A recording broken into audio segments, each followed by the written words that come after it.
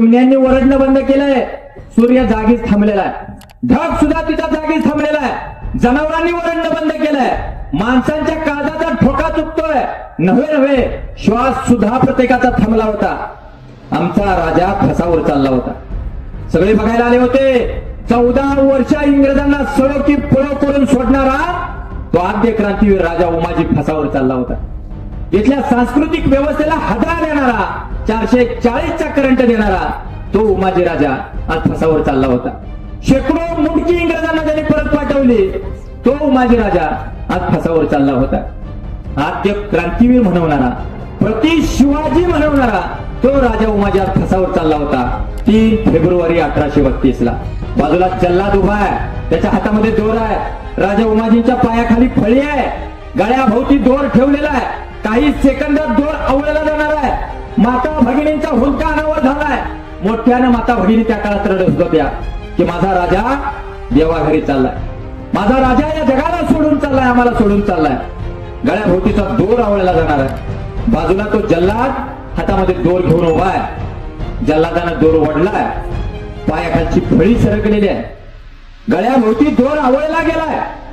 राजा उमाजींच्या तोंडातनं जीभ बाहेर पडायच्या आधी त्या काळात राजा उमाजींनी जोरदार घोषणा दिलेली आहे, छत्रपती शिवाजी महाराज के जय म्हणून त्यांची जीभ बाहेर पडलेली आहे. या मराठी माणसांची जीभ सुद्धा महाराजांचं नाव घेतल्याशिवाय त्याच्या तोंडापासून पुरकी व्हायला तयार होत नाही. राजा उमाजींनी ती घोषणा दिलेली आहे आणि राजा उमाजींच्या गळ्याभोवतीचा फास सावळला गेलाय. नुकतं फाशी देऊन इंग्रज थांबले नाहीत. अरे जिवंत उमाजी राजांना नव्हे, मेलेल्या उमाजी राजांना सुद्धा इंग्रज घाबरत होते. त्याचा एक पुरावा, तिथूनच जवळ एक पिंपळाचं झाड आहे, आधी पिंपळाचं झाड आहे. ते पुण्यात गेला तर बघा, पुण्याला जायला खचून 6 तास लागतात. तुम्हाला तर जवळच असेल मला वाटते, आमच्यापेक्षा जरा तास 2 तास जरा तुम्ही लवकर पोहोचाल, बरोबर ना नितीन? तिथे गेला तर एक पिंपळाचं झाड अजून आहे, ती साक्ष देते उमाजीराजांची. त्या झाडामध्ये उमाजीराजांच्या आठवणी एकवटलेल्या आहेत. पहिला या देशातला फसावर गेलेला क्रांतिकारक आहे. त्या पिंपळाच्या झाडाला 1 दिवस नव्हे, 2 दिवस नव्हे, सलग 3 दिवस राजा उमाजींचं प्रेत लटकत होतं. सलग 3 दिवस. का माहित आहे? कारण प्रत्येकाने त्या उमाजी राजांचं प्रेत बघावं आणि प्रत्येकाच्या काळजात धडकी भरावी, प्रत्येकाला भीती वाटावी. इथून पुढच्या काळात जर इंग्रजांच्या विरोधात उठाव केला तर प्रत्येकाला असंच फसावर दिलं जाईल. म्हणून तब्बल 3 दिवस राजा उमाजींचं प्रेत तिथे लटकत होत.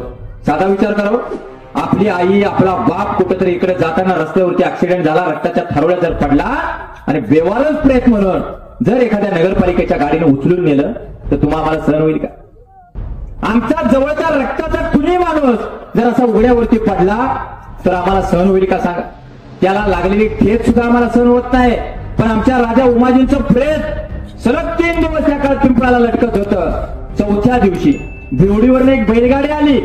त्या बैलगाडीमध्ये तुकोजी त्यांचा मुलगा आहे, महंकोजी आहे, त्यांची बायको गंगूबाई आहे, तिथं आलेली आहे. ते तुकोजी आणि महंकोजी त्या पिंपळाच्या झाडावरती चढलेले आहेत. ते प्रेत हळूच खाली घेतलंय, बैलगाडीमध्ये ठेवले आणि मग ती धडधडत ती बैलगाडी भिवडीकडे गेलेली आहे आणि मग त्यांच्यावरती अंतिम संस्कार करण्यात आलेले आहे. म्हणजे एवढा भयानक काळ जो इंग्रजांसाठी कर्दन काळ ठरला होता, तो राजा उमाजी जर आमच्यासाठी एवढा झगडला असेल, एवढा लढला असेल, तुम्हाला गुलामीच्या मानसिकतेतनं जर त्यांनी बाहेर काढला असेल